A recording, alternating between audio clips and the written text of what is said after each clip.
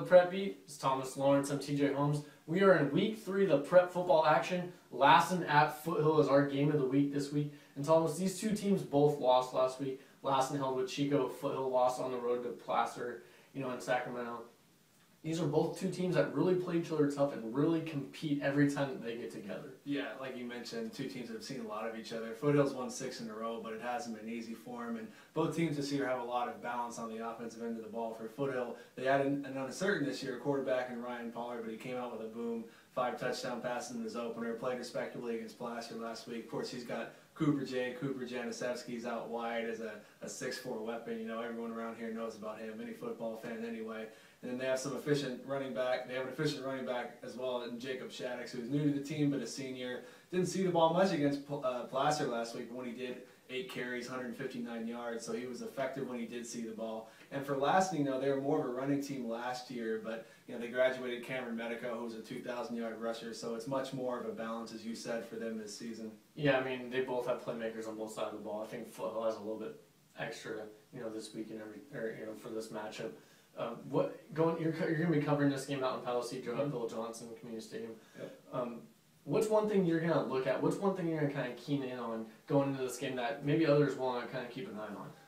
When you watch football as a fan, you kind of tend to follow the ball, the quarterback's hand to the pass and that kind of thing. But for me, I want to be looking at in the trenches with the linemen because, Foothill's got a ton of big guys like Corey Cameron's guard, Ryan King, Steven Trujillo, Willie Mitchell, a two-way lineman. But for Lassen, they got one lineman who's, at least according to Max Preps, who's 6'6", 290. And besides that, they don't have anybody who's bigger than 250 pounds. So that could be a great place for Foothill to kind of get a foothold, and that's a mouthful, to get their run game going.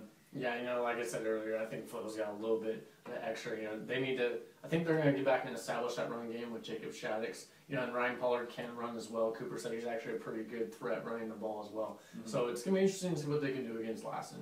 Absolutely. And then another game I'm going to be at is Enterprise at CV. Both these teams have lost their best players. Enterprise, Brad Woods is out this week with a rolled ankle. He came in for our RSVP shoot the other night with a boot on.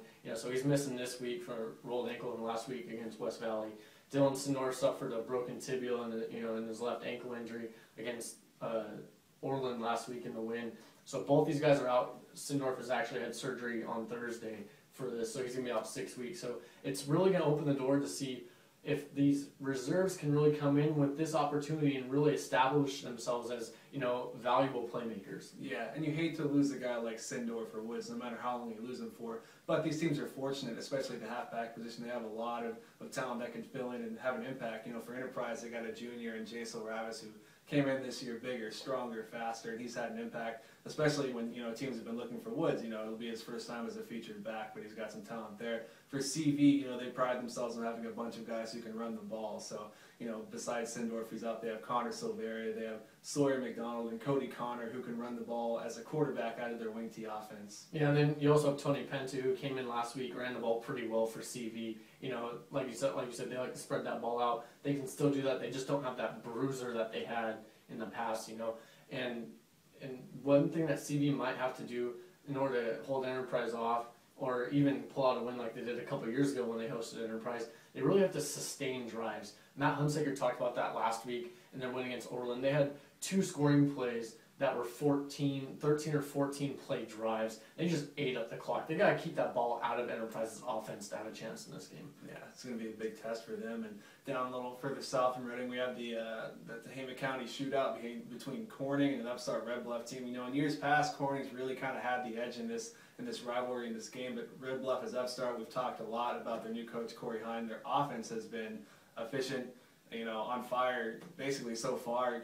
Garrett Sandow, their quarterback out of that pro formation, has been, he's been really accurate. He's put up the points. They got Tucker Goliford, who's a linebacker, but he's also a tailback for them.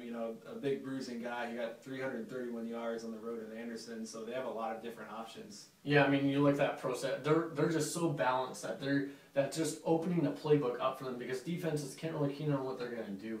It seems like they can pass the ball, they can swing it out. You see Garrett Sandow throwing audibles at the line of scrimmage like he's Peyton Manning out there. they can run the ball with Gulliford and Kyle Case. You know, they got a good fullback in Brandon Rangone. You know, and you got Mitch Fox and Wyatt Hobie, two receivers that can catch the ball on the outside. So this offense can really feel like they can do anything they want right now to opposing defenses. Yeah, it has done anything they've wanted against Orville and Anderson, though. So, you know, this week a little bit more of a test, and once they get into EAL, it'll keep getting tougher and tougher for them. Yeah, exactly. And then, you know, our only out of section game for an area football team is West Valley. Going down to Oakland this week. This is a big game to take on McClemens, ranked number 3 in D4 in NorCal. You know, West Valley's in D3 in NorCal because the NorCal ranking is a little bit different than the northern section.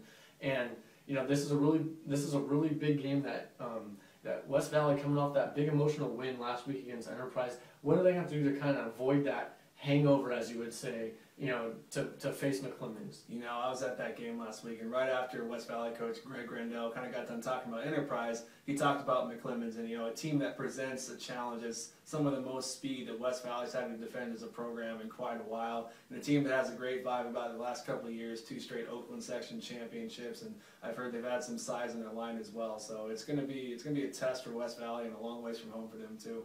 Yeah, that road test is going to be big, and they're just really going to have to get the playmakers the ball. You know, Dalton Tracy at quarterback, and then Marcus Simmons, you know, Austin Clark, and Brady Castleman.